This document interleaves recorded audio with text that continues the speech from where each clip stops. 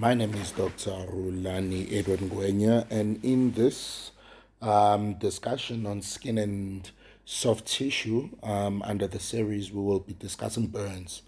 Now, burns is a huge topic, ranging from an acute presentation of a patient to present with burns, going all the way till the very end, in regards to burn reconstruction. The focus of this brief will be more rather on burn reconstruction, not so much on the acute phase. I think this you should be able to cover and by now have some form of firm grasp on.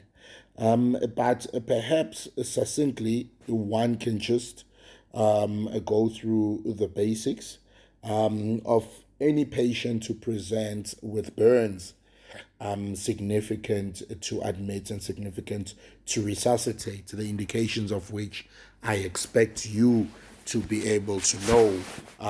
As you know, we use specific criteria for admitting a patient with burns, whether it crosses, it's in a special area, being the joints, the perineum, the hands, whether it's 10% or more in a pediatric patient's indication for resus, or 15% in an adult.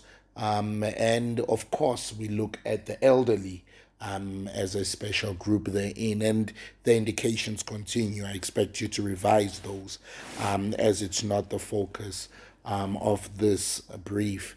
However, here is a patient who then comes in with burns.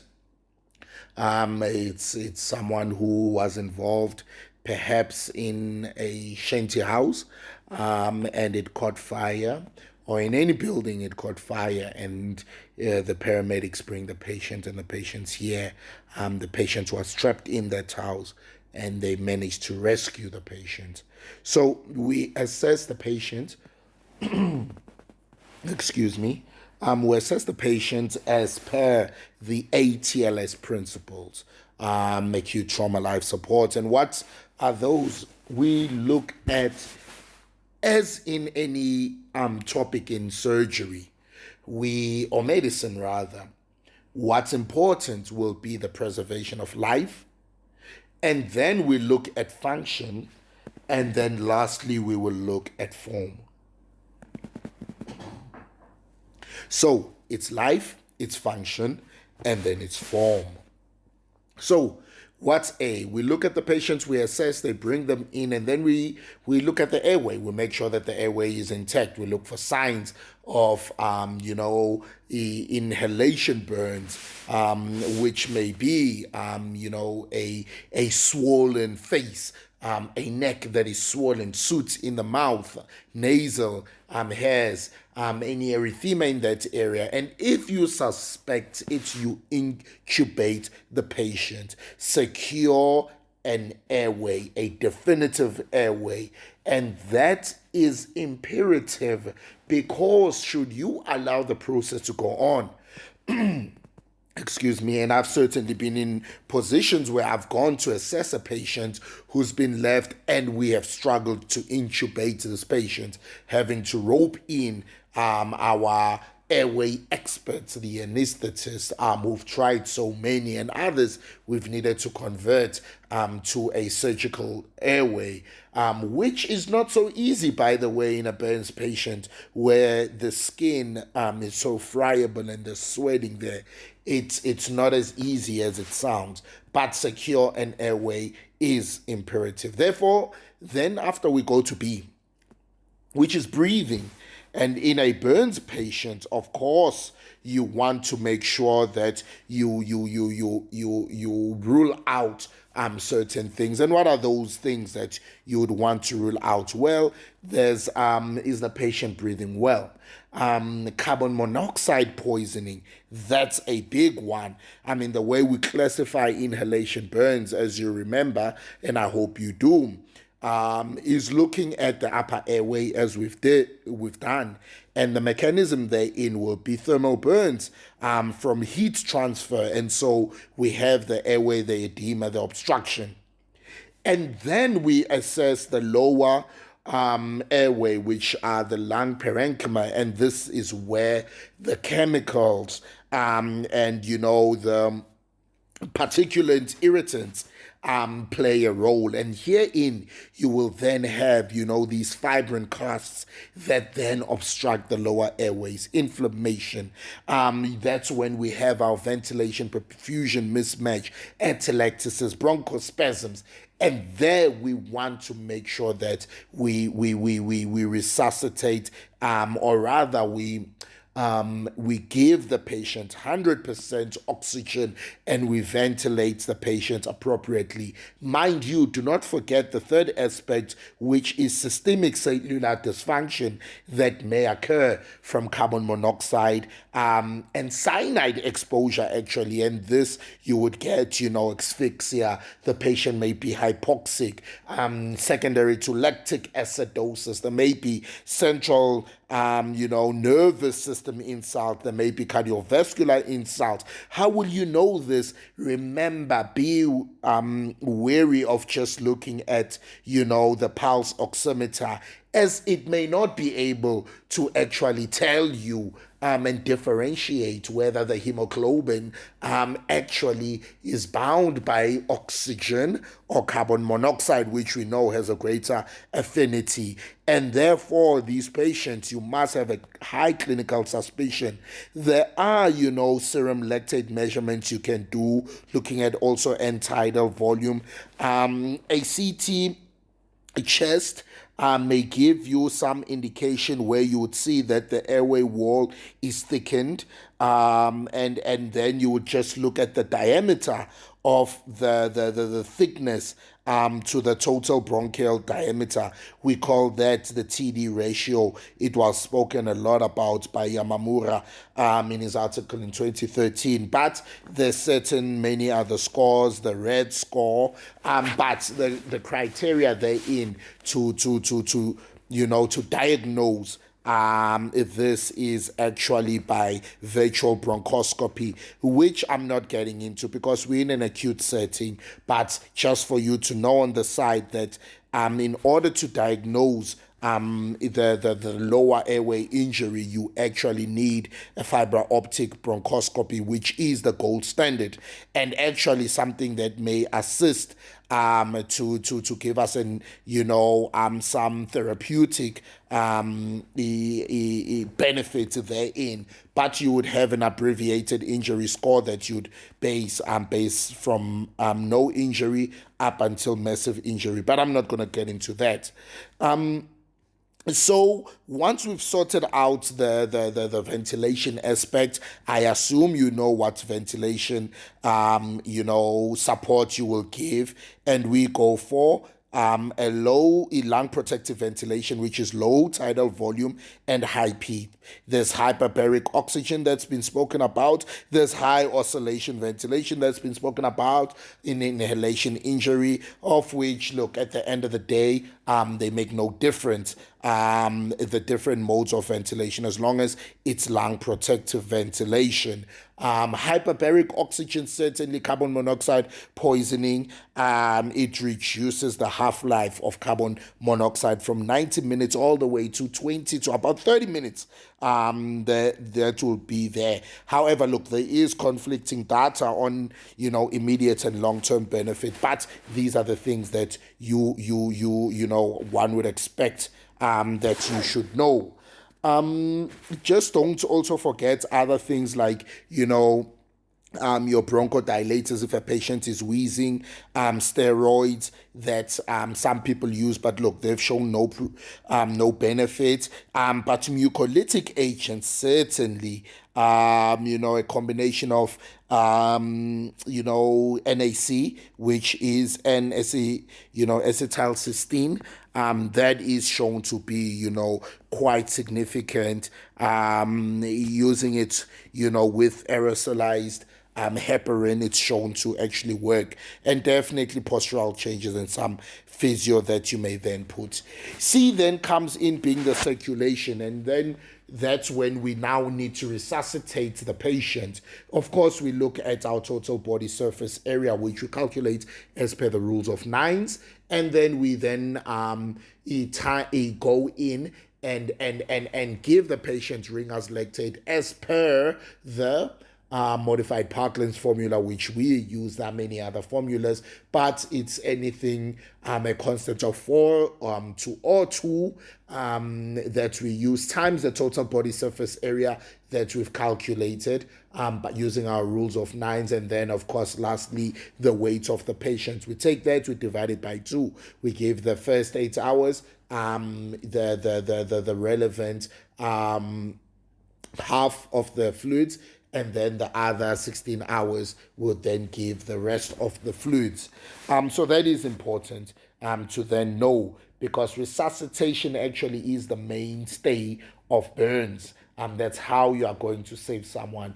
The fluid resuscitation is what's going to assist to decrease the zone of injury. Remember that necrotic zone right there in the middle, and that's what influences the middle zone, which is the zone of stasis. However, just to make note, we don't push and pump fluids, but we resuscitate looking at our endpoints of resuscitation, which are the urine output, your heart rate, your blood pressures. You can look at the blood gas, etc., so that we don't invite fluid creep and push the patient into pulmonary edema.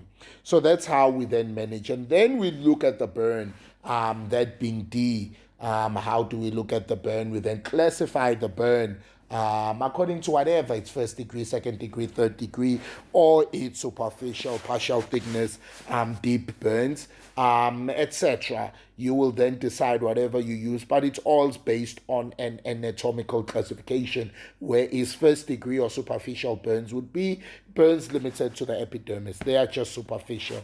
And then we go down to the to the dermis, which is divided into the reticular and the papillary layer. We know the papillary layer is better in terms of wound healing, whereas the reticular dermis, we have a lot of repair because of collagen then happening, and so we'll have scar tissue. And so we divide it. If I have a partial thickness burn, which involves the epidermis and dermis, I will then divide that into superficial partial thickness and deep partial thickness, your 2A, your 2B burns. And those may be difficult in the first few hours to then define, because there may be that bullous that's there. What do you do with the bullous? Do you leave it there? There's been so much controversy regarding that, but generally we pop our bullae, and then we are able to assess and dress the patient appropriately. But look, there's a lot of controversy whether you pop or you don't pop, etc. But then there's your third degree burns, which now have gone into these are your deep burns, and then when organ bone involved, your 4th degree burns that would then manage. Then once we've classified, we will then be able to treat appropriately with the relevant wounds dressings, which I'm not going to speak to, but we spoke about the dressings a lot in our wound dressings and adjuncts talk and our basic topics. And we spoke also about the adjuncts of wound healing and things that are important, which you are going to use here in the burns. And these are looking at nutrition, looking at pain control. Remember, these patients are catabolic, so we want to use, there is a Curare formula that's used to calculate the caloric needs, and I think you would look at 25 kilo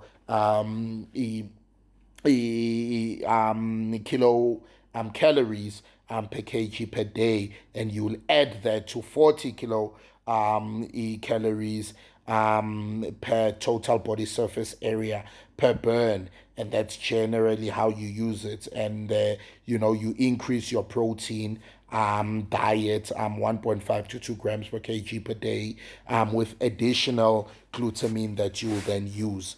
So I think that will suffice because what I would like to get into, which is the brief of today, is actually burn reconstruction. But remember, the acute management of burn is imperative because it carries a high mortality. And we have scores that actually assist us, which you can then use. The ABESI score, which is the abbreviated burn severity score, is one that you can use, which has 5 variables, looking at the sex, the age, the inhalation injury, full thickness burns, and total body surface area. And generally therein, if you have any score that is high, and what is high, greater than 12, being maximum, your probability of survival are actually less than 10%. So these are just scores that you may then use.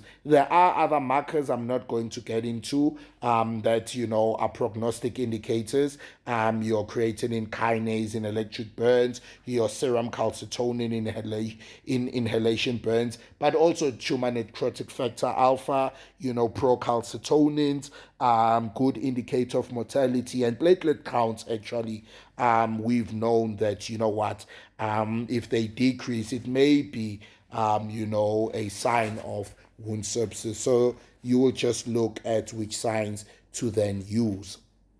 But let's speak about burn reconstruction. I think what's important in burn reconstruction is to just be able to know our goals of reconstruction, and the most important step in burn reconstruction actually takes place in the initial excision. It is important to get early debridement and cover for these patients in a form of a skin graft. I know there are many other dressings that have come where we speak of biologicals, your bio, brain, etc. But I'm speaking here about autologous repair, that the first surgery actually is the main one. And we would look at different systemic areas also, as the ears have, a special way to treat. Hands, quite important. The face as well, and many other different parts. But principles are important. And I think Nelligan speaks extensively about the principles of burn reconstruction. And this is, you want to allow total wound healing and scar maturation before you then endeavor into this. And so this already tells us about the timing of our burns. We also want to make sure that the main thing that we're going for is function before we go for aesthetics. And then we should be able, when looking at the burns, to put in the same principles as per the reconstructive ladder, whereas we first look at the local flaps that are available, and then we then go on up until we reach a free flap, though others put in a reconstructing elevator.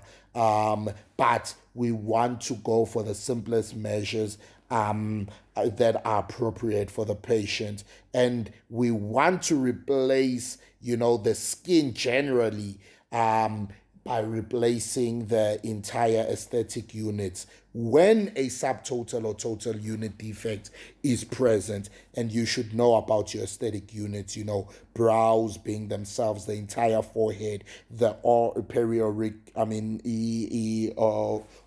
region, the cheek, there are zones therein, 3 zones, there are zones of the forehead, 4 zones. All of those I would expect that you should know. But the best care is not simply by the plastic surgeon alone, but working with your physiotherapist and your occupational therapist and your psychologist and parents will give you the best outcome for burns. Now, what is the timing? The timing for burns, actually anything after a year. We know as per wound healing that 18 months is when, we've got the remodeling phase that generally finishes, of which you've got 80% of the wound strength. So about a year or more would be the best timing. But the timing is not only limited to the years they're in, but also the patient factors. Is the patient psychologically prepared for the procedure? Are there any comorbidities that preclude? Do you have are you in a well resource center where you can use a multidisciplinary team, because it's not just about the operation, but the post-operative treatment then matters. And so we can divide our burns reconstruction into three. There's the acute phase, there's the intermediate phase, and there's the late phase. What is the acute phase? Of course, we've spoken about those. We go for early excision, of burns, wherein we have, criteria, or rather we've got indications that need to be met. In other words, what I mean is we will intervene early in the early months during the burn injuries when urgent procedures are necessary. For what? To facilitate patient care, to close complex wounds such as open joints, or to prevent acute contractures from causing irreversible secondary damage. And the way we do that is by excision. We excise and we cover the wound as per the reconstructive ladder. What are some of the examples? Of course, if the patient comes in and they have ectropion secondary to burns, we will then come in, release the ectropion, and put a full thickness graft. Oral commissure, they don't have competence. The food is drooling. Or they've got severe microstomia that they cannot eat. This is when we then come in and we then intervene with our reconstructive ladder. In the intermediate phase, this is when now, we need to now manipulate, rather, a scar in order to allow the healing process to happen favoritively. So this would, happen where you've got, scars that over joints maybe, and there's significant tension. So when tension is present and the scar, we know that under tension it will never heal. Therein we will then intervene just to assist judicially with our surgical intervention therein. And then just for steroids, I would say just be careful, use them sparingly, but look at other means of wound modulation. These being, your pressure garment, your silicone therapy. Pressure, we go from 20 to 40 millimeter mercury, and these would be then effective. Your silicone therapy as well. Looking at the moisture therein, allowing knowing our principles of wound healing with fibroblast. So then there's the late phase. Of course, the late phase, we know about it. The scar has matured. It's become more pliable, less hypertrophic, and less, hypererythemic. And the goals of therapy after scar maturation are the main definitive treatments of, treating the remaining function and aesthetic deformity. So what are the principles? The principles are, or maybe let's just get a few terminologies right. Contractures. Contractures can either be intrinsic or extrinsic. We know intrinsic means they result from the injury or loss of tissue in the affected area, and they will cause distortion and deformity therein. Whereas extrinsic contractures occur when tissue loss happens at a distance from an affected area, and this creates tension that distorts that structure. And so we must be able to carefully assess these deformities and evaluate them to make a right diagnosis so that your release is right. So for tension, we've mentioned that scars must be matured. We want to eliminate tension, and so to do this there are various means, either to release and graft, or to do Z-plasties. And so you would be able to then assess, is it a band or is it a sheet? And if it's a band, you may then use your Z-plasties and different flaps. But if it's a sheet, you may need to release that with a fish mouth incision, or excise the scar and then graft, or use ADM and then graft later. But the principles, we go for the joint above before we go for the joints below. And there are other means we can then also use, especially for alopecia of the scalp, where tissue expansion of the normal area has been used to assist in hair restoration. But as I've mentioned, stick to the principles. If you can read an article by Hudson on burns, it's I think it was released in 2006. Therein the principles will be there, and they advocate for specific guidelines in terms of proximity of joints. Remember, the proximal joints first, as I've mentioned, and then other factors that will assist you in releasing then the burns. Now, let's just go into specific areas, just so there are some things that you should know. We're not going to go into detail, but reconstruction of specific areas. Let's start from the top, the scalp. The scalp, we know with injuries therein, you would have hair that gets burnt and you can have alopecia. And for burns specifically, for scalp alopecia, there's a classification that's used called the McCurley classification, and it would divide them into type 1, 2, 3, and 4. Type 1 being single alopecia in a specific segment, just a single segment. And then you divide it from A to D, A being less than 25, B 25 to 50, C 50 to 75, and then D greater than 75. Then type 2 will be multiple areas of alopecia that are still, though, amenable to tissue expansion. The first is a single segment. The other, there are multiple areas. However, they are amenable to tissue expansion. Then there's type 3, where you've got multiple areas, but they are not amenable to tissue expansion. And then the last one, of course, which is total alopecia. And so what options do you have for these? Well, there are two options. Either you are going to do serial excisions or you are going to do tissue expansions. And I'm not going to speak into this, but we know that, serial excisions, they can deal with alopecia up to 15%. And then we know with a tissue expansion, we can reconstruct up to 50% of the scalp. However, we deal a lot with hair restoration under the hair restoration talk. Face, of course, the acute management of burns is important here because this is what's going to give us problems.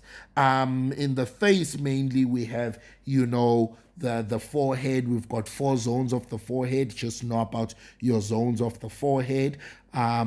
We also have eyes that may be burnt, and it's important therein in terms of the eyes to manage the ectropion that you may need, and that's generally you want to release the ectropion and put a full thickness skin graft therein.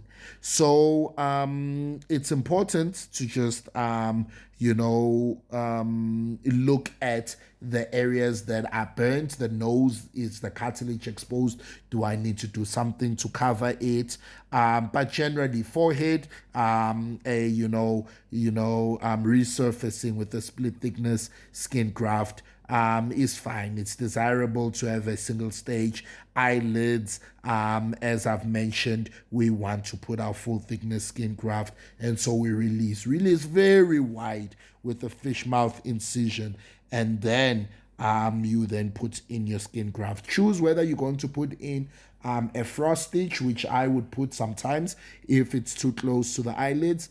to the margin, eyelid margin, but you will then decide whether you do that. Eyebrows, definitely. There are many techniques that are described. I'm not going to go into that because that speaks to hair restorations, but others would go from strip grafts of the scalp or island flaps of the temporal scaft or micro grafting of scalp hair or permanent tattooing or many different things that you can do.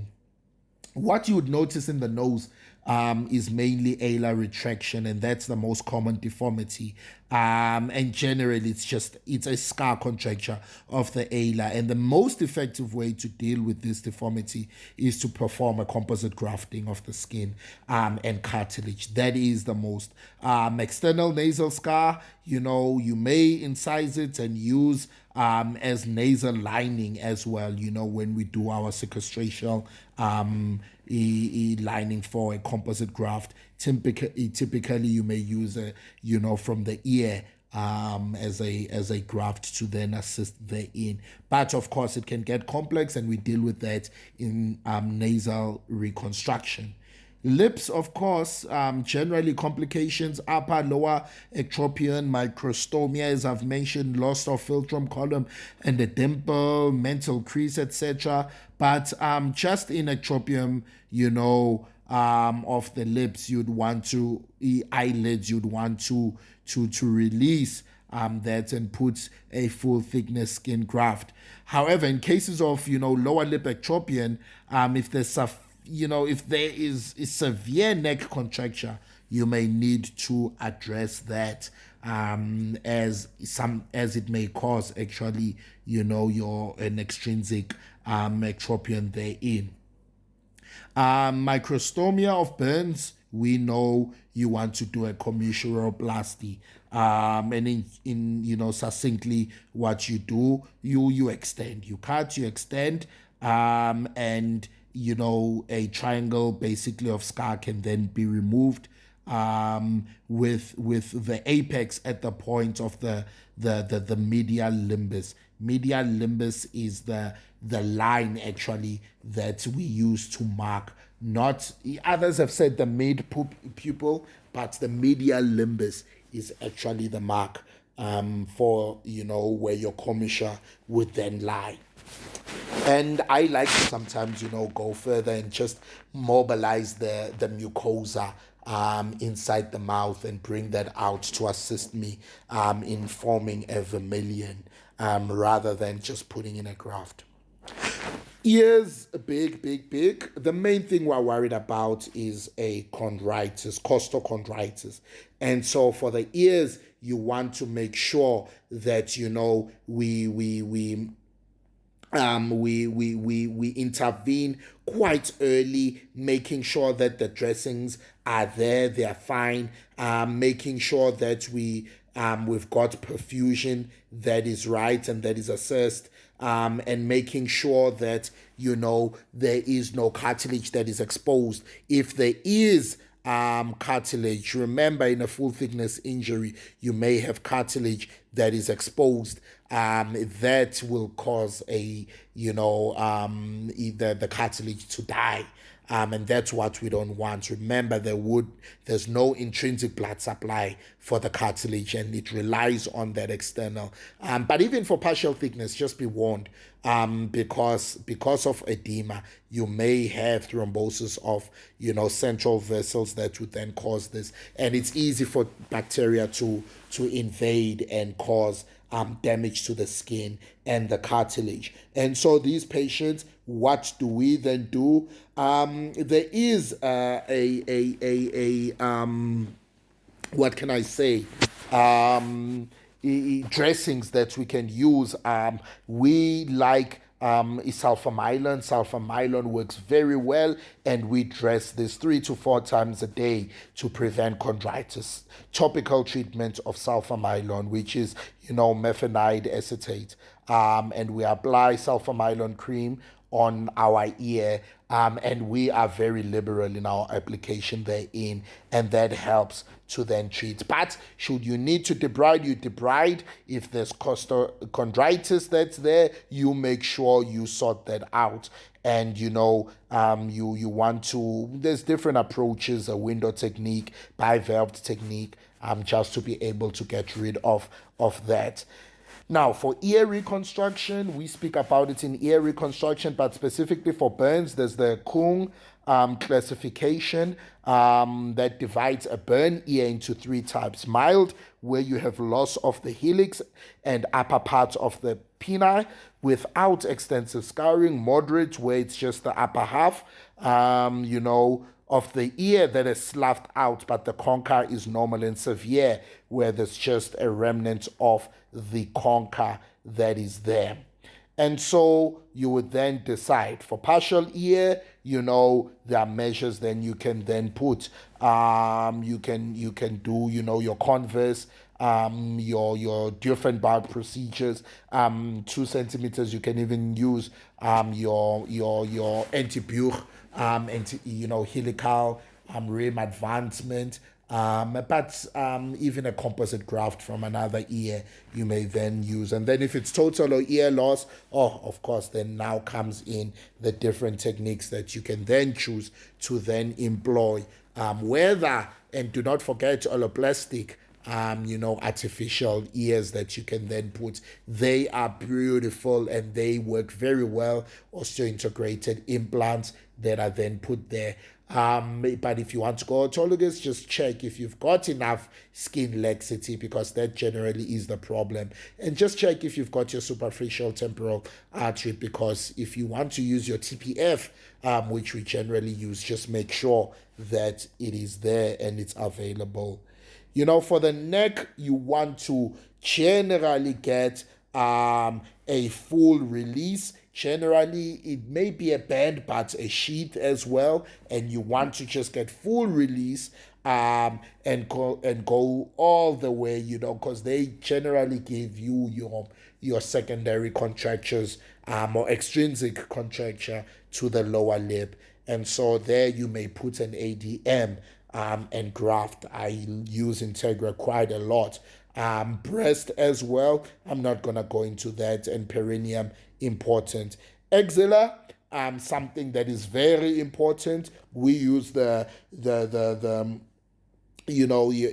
Kutzman and Stern classification, where we classify, type 1 to type 3. Type 1 being divided into 1A, 1B. So these are contractures that involve either the anterior or the posterior axillary fold. Anterior, it would be A1, and posterior would be 1B. And then if it involves both of them, the anterior and the posterior, then it would be a type 2, but the dome would not be affected. But if it involves the dome, the anterior and axillary folds, then that's a type 3. And then, type 1 bands, usually your 5 flap zaplasty works very well there. You can do VY advancement, but just check. Sometimes the hair-bearing skin may be brought anteriorly, and you may need to then just counsel the patients appropriately. But splinting thereafter is very important. Hands, it's a big one. It's big as from early that, you want to do early ischorotomies and learn how you do your ischorotomy for burns. Very important for burns of the hands. We do radial ischorotomies, intermetacarpal space ischorotomies, and then, we do ischorotomies on the ulnar side as well of the hands. The digits, generally, you choose. I do them not on the radial side, but on the ulnar side. And we just do the ischorotomies opening there.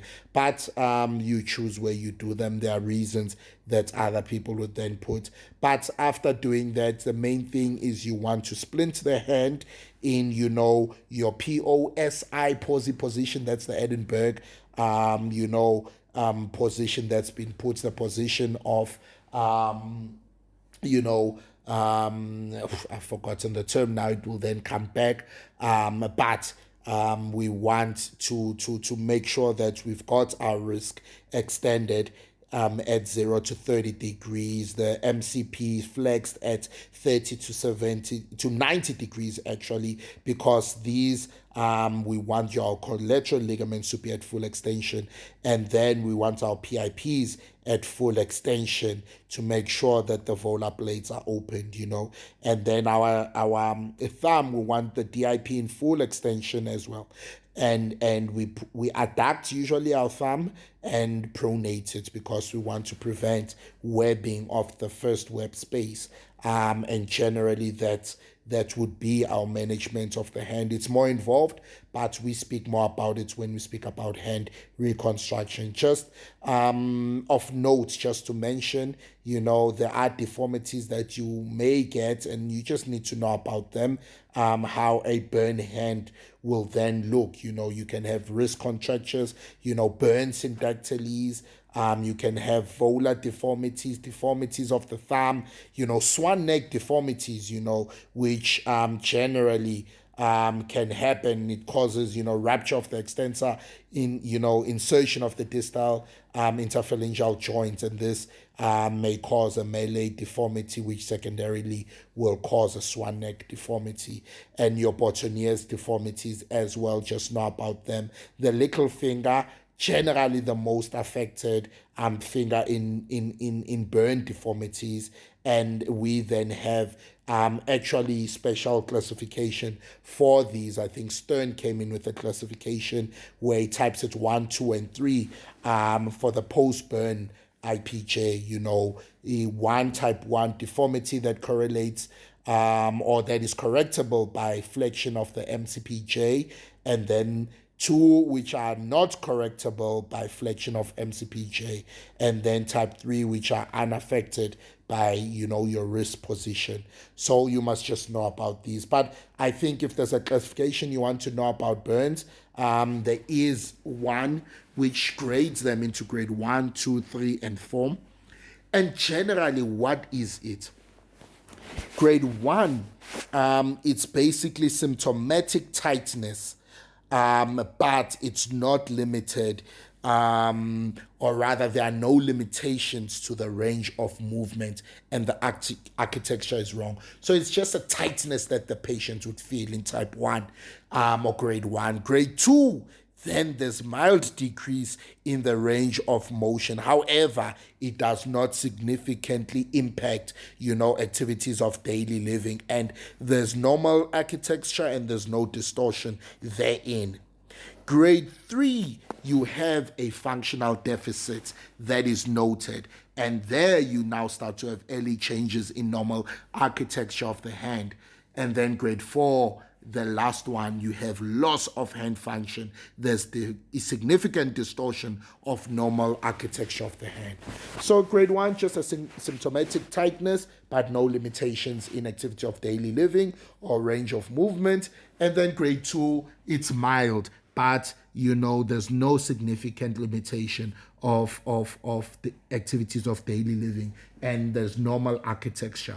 But grade 3, there's functional deficit that's noted, and early changes in the normal architecture. And then the last one, of course, now it's the worst. There's no function, and there's distortion of function therein. I think that takes care of burns. The main thing, also just knowing post-operative management, splinting, very important, range of movement, and just, custom-made pressure garments will be then important in a burns patient. And remember, we spoke about our pressure garments being specifically, we're looking at anything from 40 to 60, others would say 20 to 40 of millimeter mercury, as per the pressure that you would then use to assist therein. I thank you for the time that you've given, and we would look at our next session, where we'll be going into malignancies that we then discuss. Skin and soft tissue is our discussion in this series. Thank you. Bye.